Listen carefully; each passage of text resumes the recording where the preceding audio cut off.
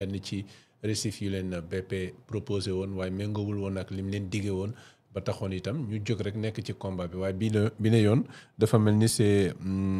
le bon pour eux nga xam ne dinañu mën a daal di installer yooyee récif nga xam ne ñu ngi ko tabax ci lu toll ci 3 milliards 200 millions de francs CFA BP Cosmos ak Petrosen ñoo daal di porter financement bi récif yi nag dina permettre poissons yi mën a reproduire plus facilement et de repeupler les fonds marins. Mais les fourrières aussi mën nañu contribuer à ces récifs artificiels parce que fourrières yi dañuy am ay épaves yoo xam ne da leen di encombrer du ñu xam fu ñu koy amul recyclage bu métal fii yoo xam ne da koy mën a absorber donc géej gi c'est une bonne chose. géej gi mën na servir aussi de récif. Merci beaucoup Clédor Sène ñu avancer cette fois-ci on va parler de la SAR sànq yaa ngi doon wax ni ñu mën a gën a valoriser le pétrole mën ci tirer profit c'est également les infrastructures bokk na ci infrastructure yooyu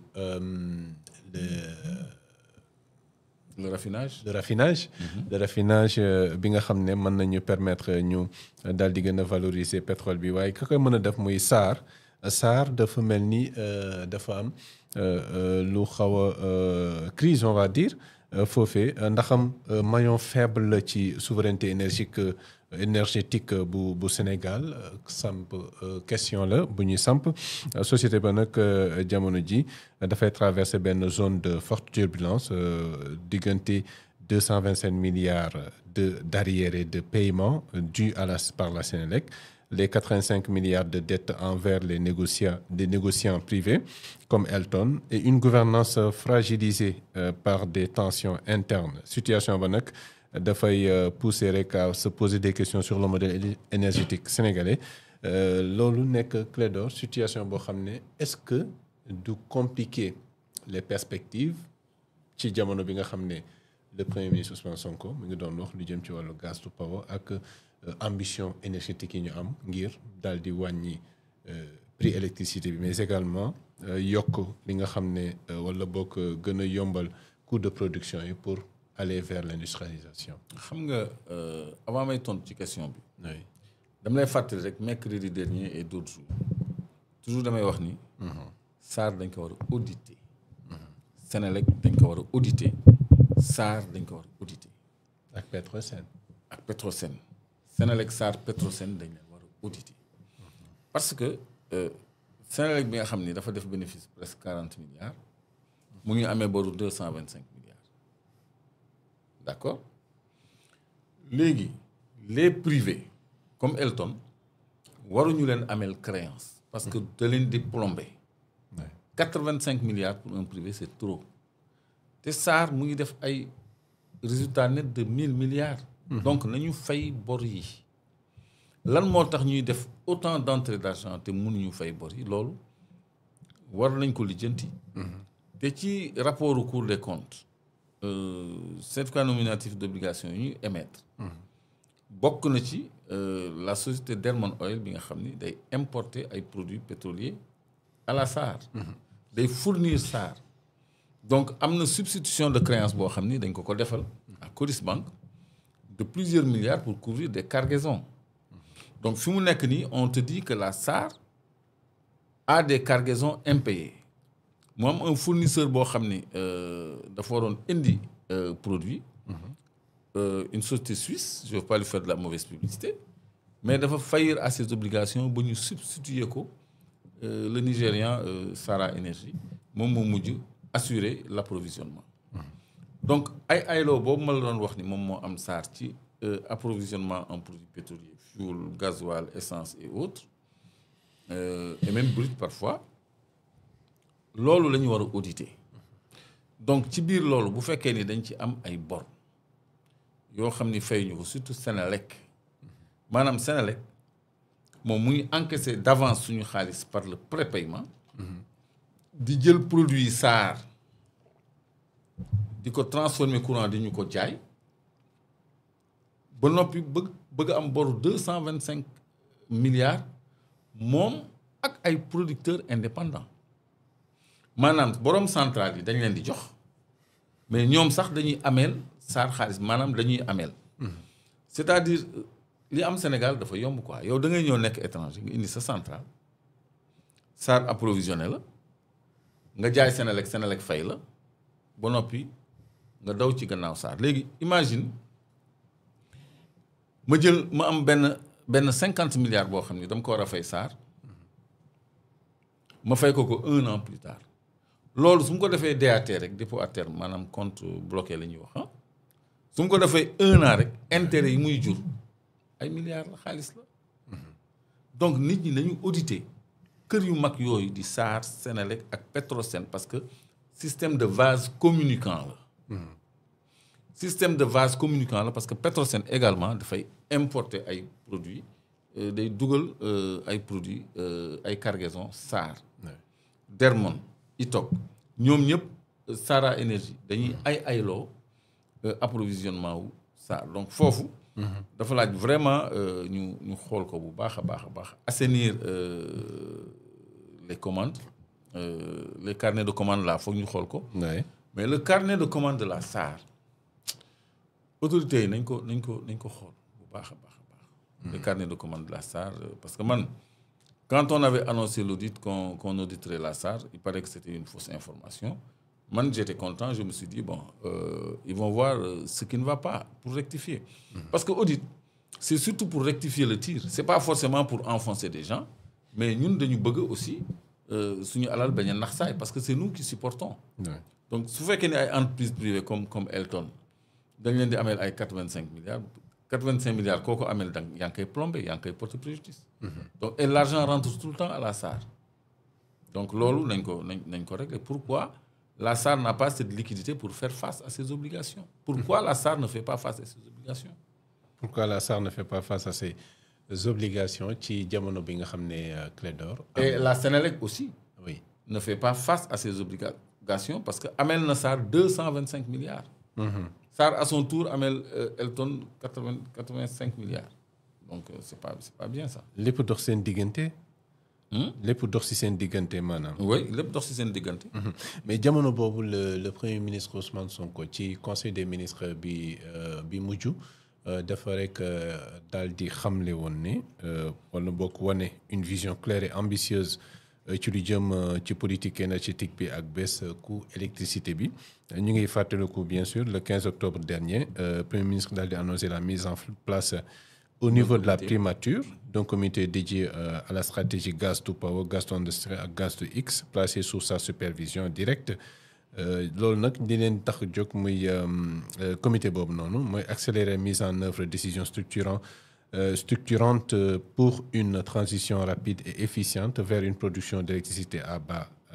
base de gaz. À base de gaz. Oui, à base de gaz waaye itam. Ñu garantir les arbitrages budgétaires et financiers nécessaires à la Sénélec et aux autres acteurs du secteur.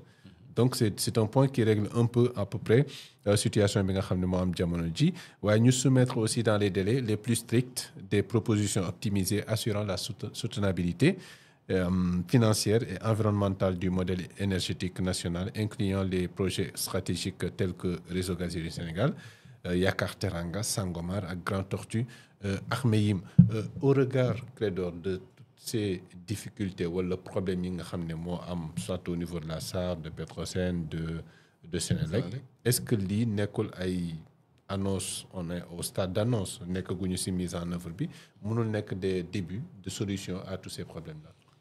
Si parce que ce comité qui est placé sous l'emprise directe du Premier ministre est une solution parce que di nga mën a xool li xew SAR li xew Senelec fu réseau gazier bi toll les stratégies pour que Yakar Teranga bi ñu doon wax léegi ñu mën a mettre le gaz à terre dans les meilleurs délais et les modes de financement la soutenabilité financière parce que ça demande environ également 5 milliards de dollars Yakar Teranga donc loolu je crois que comité bu am solo la parce que stratégie gas to power mooy produire de l'électricité à base de gaz boobu nga wax te loolu mooy tax coût électricité bi wàcc parce que gaz bu doy am nañ ko dañ cee jotul bu GTA bi premier ministre nee na 2026 incha allah dinañ ci jot c'est dans quelques mois seulement parce que bindoon nañu bi ñu waree bind donc on avait ici exposé les dispositions de l'article 15 du contrat qui nous le permettait. Et le Premier ministre a mis en œuvre les droits du Sénégal au titre de l'article 15 du contrat de prendre ce dont il a besoin de gaz avant que BP di yóbbu quoi que ce soit. Même bu fekkee ni am na benn contrat sax de SPA boo xam ne da koy may la totalité du gaz dafa jënd la totalité du gaz balaa muy yóbbu dara ñun lu ñu soxla dañ koy jël ba pare te loolu bu ñu ko jëlee danañu mën a alimenter les centrales de Sénélec en gaz te dina wàccee le prix de l'électricité loolu c'est 2026 c'est pas 2029 c'est pas 2028 comme le disait Pape Toby Gueye le DG de la Sénélec donc ça c'est dès 2026 léegi nag SAR bu ñu ko audité wul seen importation de fuel yooyu parce que il y aura des centrales qui vont continuer à marcher au fuel dina doy waar trop moo tax bu amee un comité comme ça day mën a teg bët SAR teg bët Petrosen teg bët Sénélec teg bët réseau gazier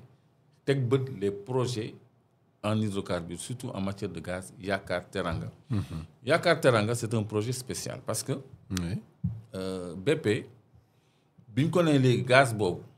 du pour exporter pour Sénégal la dafa gedd parce que moom lu mu yóbbu Europe la doon wut BP s'est retiré et a cédé ses actifs yu nga xam ne dañ ko répartir entre Petrosen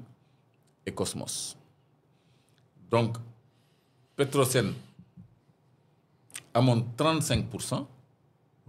Cosmos am 33%, mu am beneen 32% bu des ñu jël ci suñu 35%, 1% teg ko ci 32 boobu muy 33% comme Cosmos. 33% boobu ñu bëggoon ko dédié à un partenaire futur, un partenaire nouveau. léegi 33% boobu ñu saamoon la stratégie mooy Sénégal jëlal ko boppam Petrosen engagé wu ci exploitation bloc bi ut ay partenaires techniques même buy def contrat de service mu def contrat de service. Contrat de service mooy nit ki liggéeyal la nga fay ko donc loolu bu ñu ko defee on est déjà à 67% d'un bloc boo xam ne moo ëpp GTA au moins 4 fois dafa nekk ci gaz moo ëpp li nekk GTA te bokkuñu ko kenn donc bu ñu ci amee cette participation largement majoritaire nga xam ni on peut mettre le gaz à terre au maximum dans un délai de 2 ans selon certains ingénieurs de Petrosen très chevronnés et qui sont très sollicités à l'extérieur loolu je crois que lu baax a baax lay doon ci Sénégal léegi nag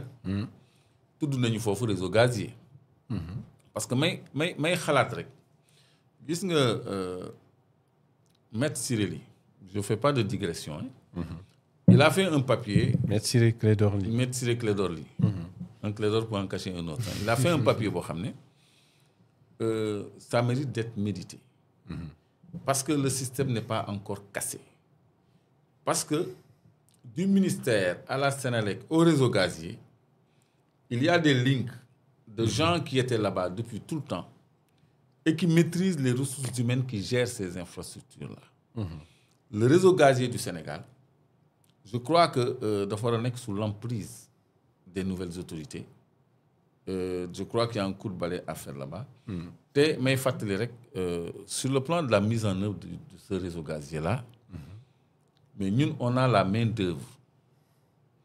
Am nañu des industriels. Parce que mais réseau gazier gazoduc c'est de la tuyauterie extension wu SAR AKTBS boobu xale yi ma invité woon fii te ñu demoon Chine nekk 3e ñoom ñoo ko réalisé à 100%. ñoom ñoo réalisé cimenterie Cimaf ñoom ñoo réalisé cimenterie Sococim